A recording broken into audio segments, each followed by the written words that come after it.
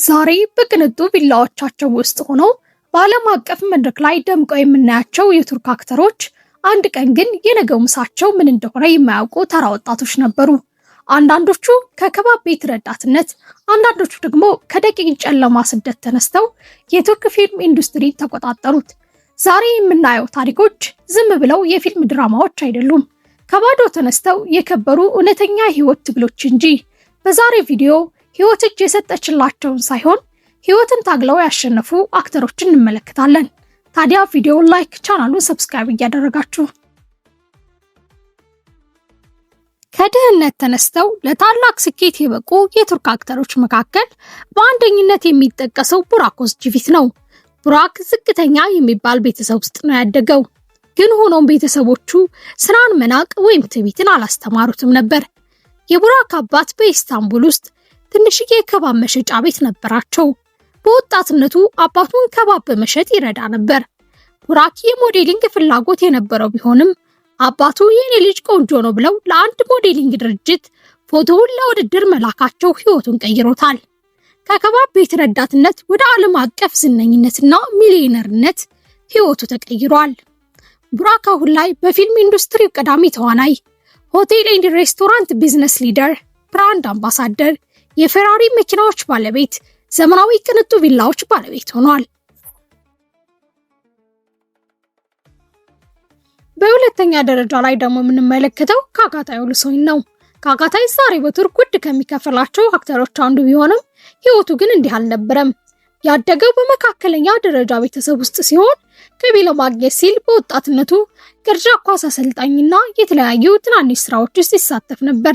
እንደ አውሮፓውያን አቆጣጠር 2010 ቤስት ሞዴል ኦፍ ቱርኪ ውድድር ካሸነፈ በኋላ በዚያ ምሽት አዴናን ለተሰኘ ድራማ ጥሪ ደረሰው።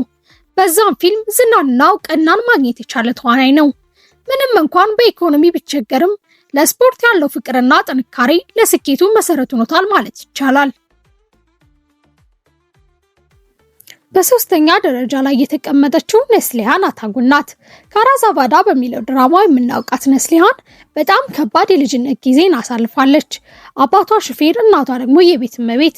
ገና በ13 ዓመቷ ቤተሰቦቿን ለመርዳት ስትል በራሷ ተነሳሽነት የስራ ወኪሎችን ወይም ኤጀንሲዎችን በማናገር ሞዴሊንግ ጀመረች። በትጋቷ ምክንያት በተለያዩ ማስታወቂያዎች ተመርጣ በኋላም ወደ ትላልቅ ድራማዎች ተሻገረች። ሴት ልጅ በትንሽ እድሜዋ ቤተሰቦቿን ለመርዳት የነበራት ቁርጠኝነት ለዛሬ ትልቅ ደረጃ ላይ አድርሷታል። በአራተኛ ደረጃ የተቀመጠችው ፈህሪያ ኢብጄን ናት። ዛሬ የቡራክ ባለቤት እጅግ ባለጸጋ ብትሆንም መጀመሪያ ግን በጣም ፈታኝ የድህነት ጊዜን አሳልፋለች። በጀርመን ብትወለድም በወቅቱ ቤተሰቦቿ በስደት ይኖሩ ስለነበር በኢኮኖሚም ሆነ በማህበራዊ ህይወት ብዙ መከራዎችን አሳልፋለች። በተለይም በጀርመን የነበረው የዘረኝነት ጥቃት ምክንያት ቤተሰቦቿ ለረጅም ጊዜ በጨለማ ቤት ውስጥ ተደብቀው ይኖሩ ነበር። በቱርክ ለእረፍት ጊዜዋን ለማሳለፍ ሳለ በአጋጣሚ አንድ ቴሌቪዥን ፕሮግራም ላይ ታይታ የትወና ጥያቄ ቀረበላት። በስደት ህይወቷና የመከራ አጋጣሚ የተገኘው ትልቅ ዕድል ህይወቷን ሊቀይር ችሏል። በአምስተኛ ደረጃ ላይ የተቀመጠው ኢብራሂም ሴሊኮን ነው። ብላክ ኤንድ ዋይት ላቭ በሚለው ድራማ የምናውቀው ኢብራሂም ህይወቱ እጅግ ከባድ ነበር። ወጣት እያለ ፕሮፌሽናል የቅርጫት ኳስ ተጫዋች ነበር። ነገር ግን አባቱን በሞት ካጣ በኋላ ቤተሰቡን የመርዳት ሙሉ ኃላፊነት እርሱ ላይ ወደቀ። ስፖርቱን ትቶ የቀን ስራዎችን በመስራት ሞዴሊንግ በመሞከር ቤተሰቡን ያስተዳድር ነበር። የቱርኩ ታዋቂ ዳይሬክተር ኦስማን በአጋጣሚ ካየ በኋላ ፔርስ የተሰኘ ፊልም ላይ ዋና ተዋናይ አድርጎ ህይወቱን ቀየረው። የአባቱ መሞት ያስከተለው የኢኮኖሚ ጫናና ያንን ተቋቁሞ ለስኬት የበቃ ድንቅ ተዋናይ ነው። በመጨረሻ የተቀመጠችው ሀዛል ካያ ናት ወይም ፈሪሃ። ፈሪሃ በሚል ድራማ የምናውቃት ሀዛል በኢኮኖሚ ብቻ ሳይሆን በጤናም ተፈትናለች። ወላጆቿ በልጅነቷ የተፋቱ ሲሆን የምታርገው ከአያቷ ጋር ነበር። በወጣትነቷ የስኳር በሽታ እንዳለባት ታወቀ።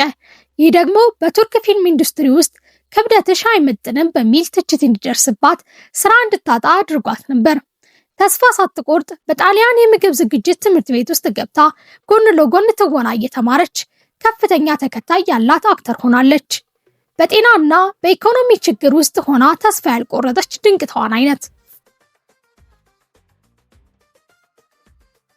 እንግዲህ እንዳየነው እነዚህ አክተሮች ዛሬ ላላቸው ክብርና ዝና የከፈሉት ዋጋ ቀላል አልነበረም። የእነሱ ታሪክ አንድ ትልቅ እውነታን ያስተምረናል።